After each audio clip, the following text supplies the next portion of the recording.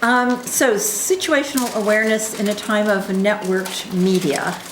I'm starting with this iconic image. This is from photographer Peter Souza, documenting President Barack Obama and members of his national security team in the White House Situation Room, as it's called, receiving an update on the mission against Osama bin Laden on May 1st of 2011. Now, some of you may have seen or at least heard of the piece by Seymour Hersh in the London Review of Books this past May, challenging the way in which this operation has been recounted, but that's a whole other story, which I won't go into. I just want to flag that up.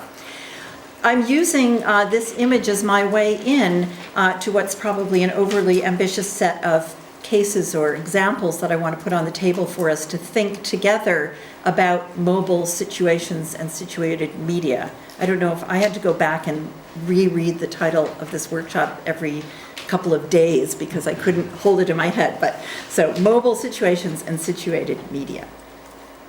So here's something of a map. Now we all know that maps bear only a contingent relation to actual wayfinding, so we'll see how this goes.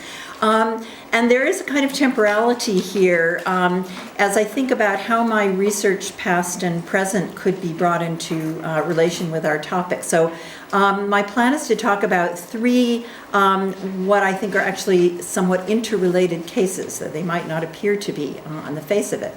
So the first is a bit about centers of coordination, or what I'm characterizing here as mediated infrastructures of network mobility. The second is the work that I'm moving into now on military visualities and networked media. And then finally, I'm going to end with thanks to my colleague Carolina Folis, who's looking at forced migration and borders by looking at forced mobilities and mobile media. And throughout, we're going to be trying to kind of think in terms of situational awareness, and I'll come back to that as well. So it might be helpful to start with a bit of shared theoretical orientation with respect to the situation through this quote from feminist STS scholar Karen Barad, who is building in turn on Donna Haraway's idea of situated knowledges. And as I hope will be clear as I read this quote out for you, there's a helpful ambiguity here between the observer or knower as us, as researchers, on the one hand, and observation and knowledge making as what's at stake in the cases that I'm going to be considering as an indigenous practice within these sites.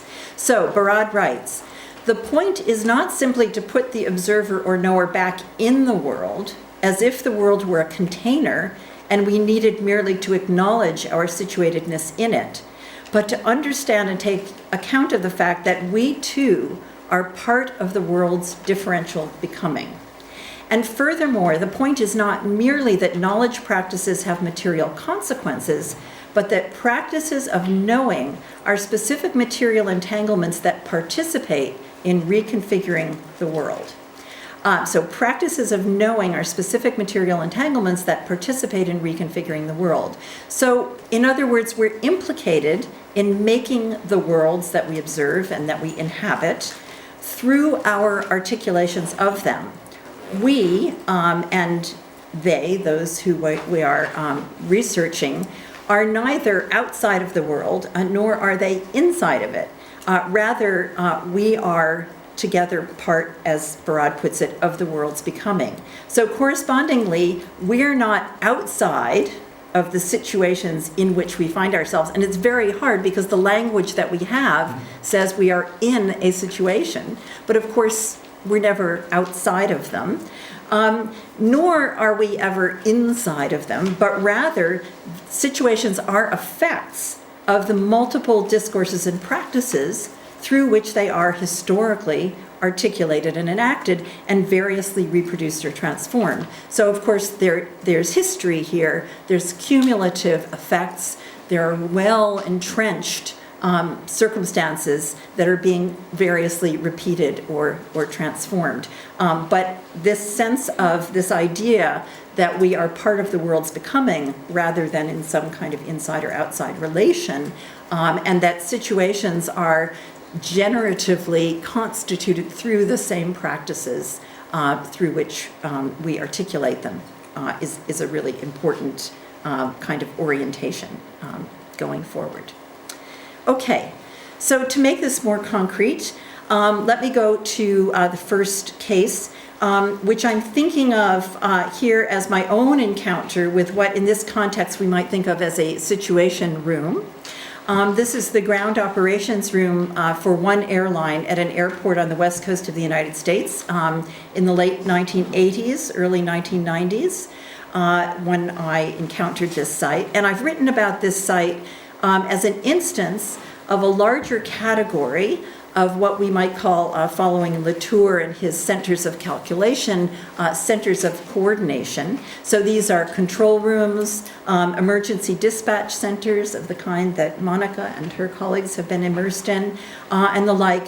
These are places that are concerned with logistical problems of space and time, and specifically with the deployment of people and equipment across distances, either in the service of reproducing a canonical timetable, so at the airport it's all about making the same thing happen every day, or in response to the emergent requirements of an unanticipatable and time-critical situation that happens by definition unpredictably. And it's actually worth noting, and this could be something we might discuss, that while it would seem that control rooms and emergency dispatch centers are kind of diametrical opposites, actually they're interestingly each hybrids of the other, but I won't go into that now. Okay, and there's a further theoretical orientation that informed this project in the airport.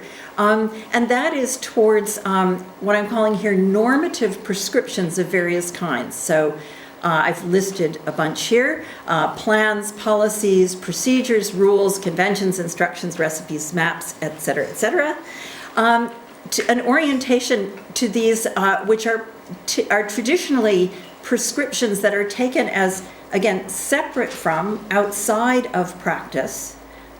So, in theory, we say things happen this way, but in practice, it's different. And usually practice is seen as a kind of flawed approximation. So the enactment of any of these things is a kind of flawed approximation of the ideal. But a radically different strategy is to treat these kinds of prescriptive formulations as themselves particular kinds of discursive material artifacts. And they're always materialized in some way. They're materialized discursively, and very often they're materialized in all sorts of other ways as well. So they are themselves artifacts that are generated within and then made relevant to everyday practices. And like all artifacts, these are made in some locations, specific locations, to be put into use in others.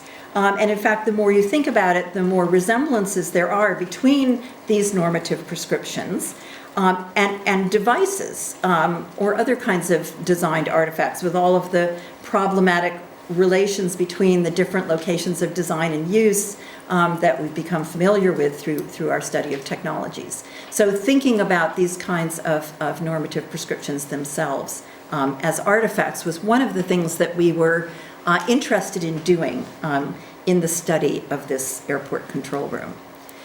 So let's look at one of these devices. This is a very central ordering device in the work of ground operations. It's a version of the airline schedule, and it's a particular rendering of the airline schedule, which is a prescription for what's supposed to happen every day.